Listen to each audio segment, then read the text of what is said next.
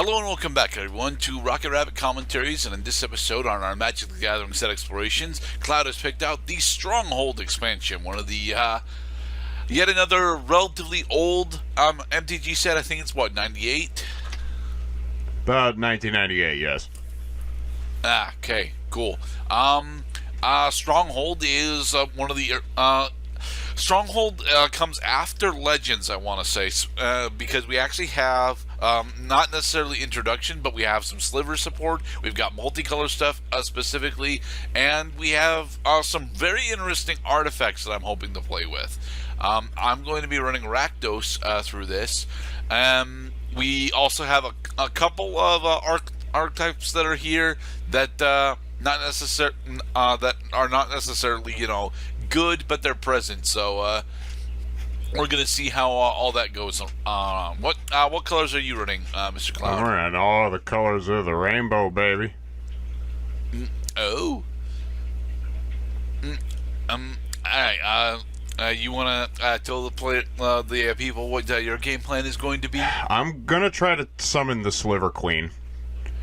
See, the Sliver Queen has since become a staple of Sliver decks because not only does it have high power and toughness at base, relatively cheap to cost if you call assembling all 5 colors in the game an easy task, and her ability is relatively strong when it stacks with other Sliver abilities because she in herself does not grant abilities to Slivers, so she just puts Slivers on the battlefield at a relatively low cost.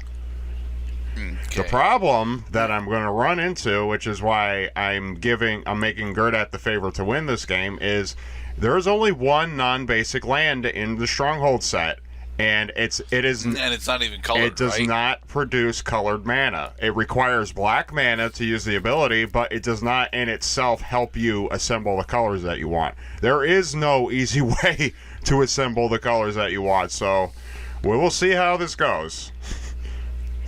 Alright then, let us begin. I want to mulligan. Do I win the dice roll? I won the dice roll by 5. Awesome. That makes me squint. Thank you, Wonny Place. Yes, I'll keep this. Oh boy.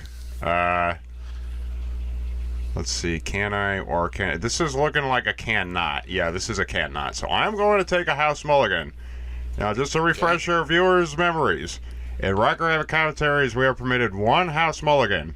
And then after the House Mulligan, we must take London Mulligans until we have an acceptable play hand.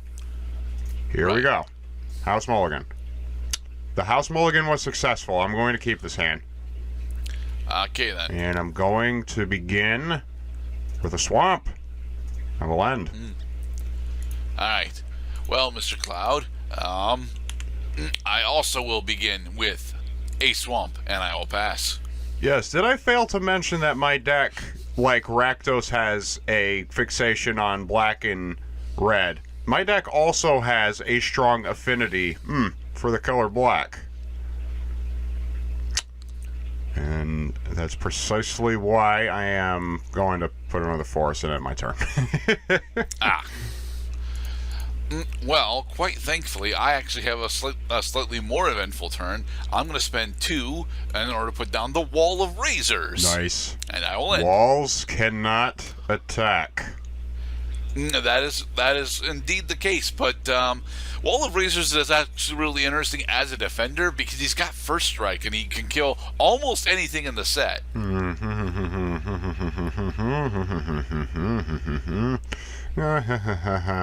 gonna keep that land play out and end my turn. Alright. Because I realize my move. Walls can hold up your house, but they cannot hold off your defender. They cannot fortify your fortress any more than they can block intruders. Alright, I'm going to put down the Craven Giant. The Craven Giant cannot intercept.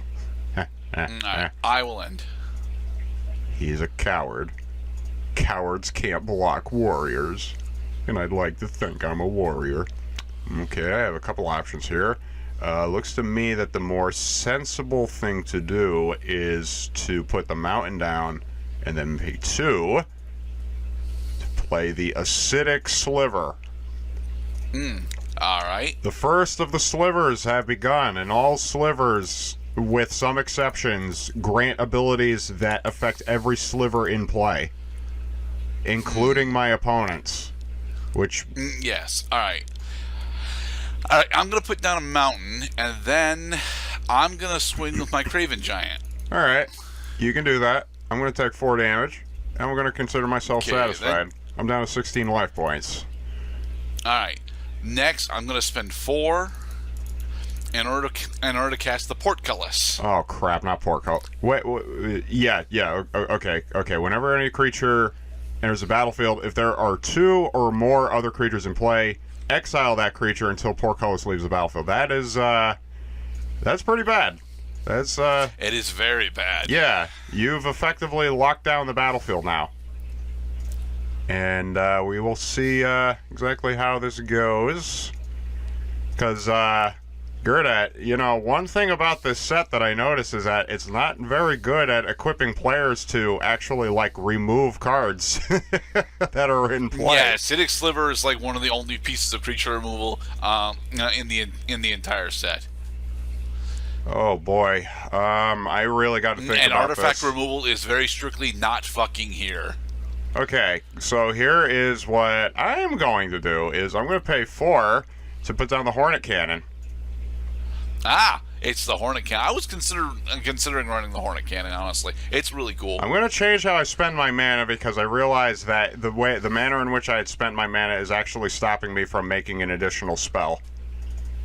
So instead of paying 3 swamps, I'm only going to pay 2 of them. In order to satisfy the mana value cost of casting the Hornet Cannon, which is 4, I have 1 left. I'm going to pay that last black to put into play the Tortured Existence enchantment. Okay. And then I'm going to end my turn, because now that Portcullis is in play, you can't play creatures. This is true. This is Very true. stupid. This is so Cloud. stupid. Oh, but Cloud. Do something, will you? Oh, I'm gonna do something. You want to know how stupid this gets? I got my game-winning combo. Do you? Okay, Mog Infestation. Mog Infestation. Destroy all creatures target player controls. For each creature put into a graveyard this way, put 2 on that player's control, and because there's a Portcullis on the field, those cards are exiled now. Well, they're tokens, so they just straight up don't exist. Okay, so you're going to deal 4 damage to me per turn for the rest of the game. I don't have, and if only I had just 1 more turn. I'm going to concede the game. Yeah, Okay. Game's over. Good game. Okay, let's, I'm feeling that this exploration is going to get a little extra gamey if you're going to start, pulling your ha you lose type stuff. I'm going to stay cool about it. This is a try to weakness crack of the jokes. set, okay? This is a weakness of the set, and I'm glad that I actually got to show that off. All right, yeah, keep showing them off. That's what we're here for. We're here to learn. We're here to learn. Okay. I'm going to keep my first turn. I'm going to keep my opening hand because I realize I have one of the pieces that helps my deck actually function. And I'm going to keep in mind that you're up to some funny business here. I'm going to play a swamp and end my turn.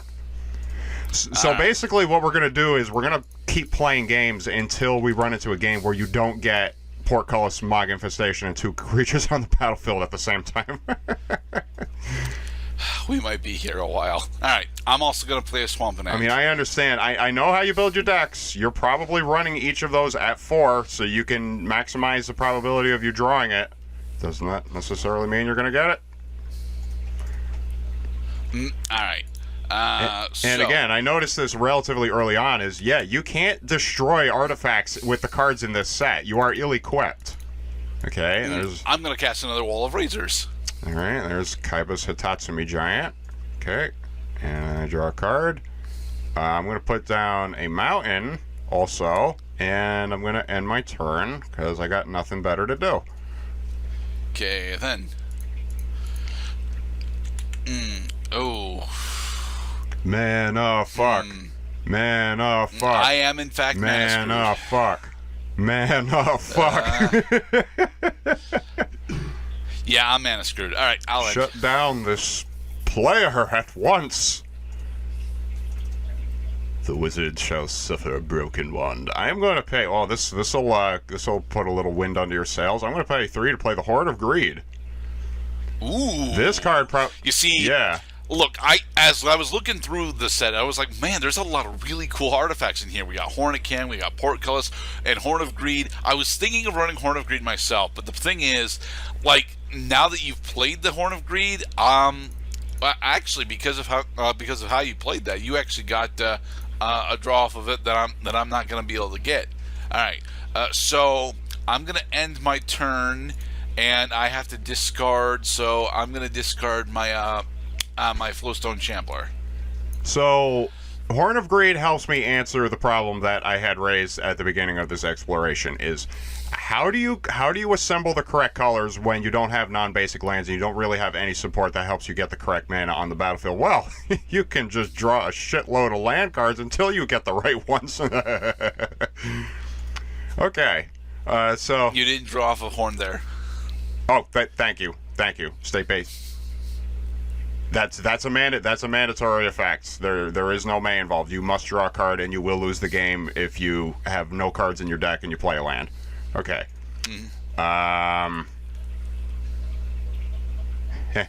That's funny.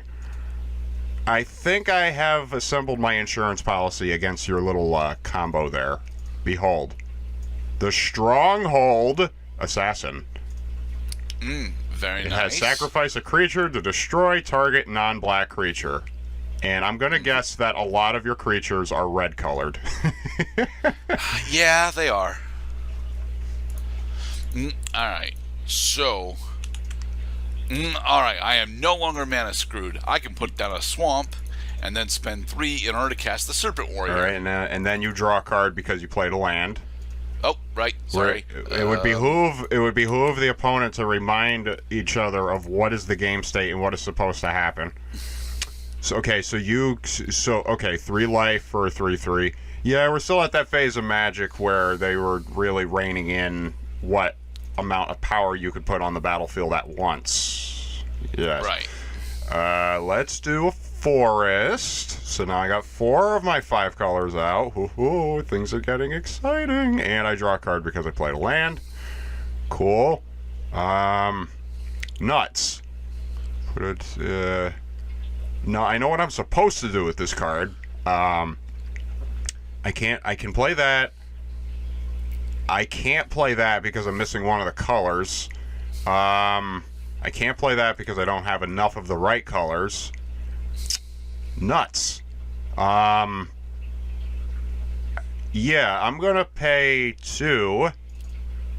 I'm gonna pay 2 to cast the Victual Sliver. Okay, All then. slivers have pay 2, sacrifice is permanent, you gain 4 life. Probably not a favorite of the sliver, hence the latest that this card got reprinted was 2009. And now I'm going to end my turn. Alright then. My Wall of Razors is protecting me quite well. Well, I mean, you also have a 3/3 that I can't get through right now, and it's black, it's black colored, meaning I can't use the assassin to get around it. So let's see here. Oh, the Nagas. Alright, I am going to spend 3. I think I'm going to cast my Morgue Thrall. I'm sorry, I'm just hung up on the Serpent Warrior illustration. She's wearing a fucking tank top. Like, what? Alright, Sacrifice Morgue Throw. Put the top 3 cards of your library into the graveyard. And it's ugly. So I think... His forehead is too big. Yeah, I'm going to swing one with my Serpent Warrior. Okay, I'm going to not block the hit. I'm going to take 3 damage. And now the game is tied. Okay, I will end. Nice. Here we go.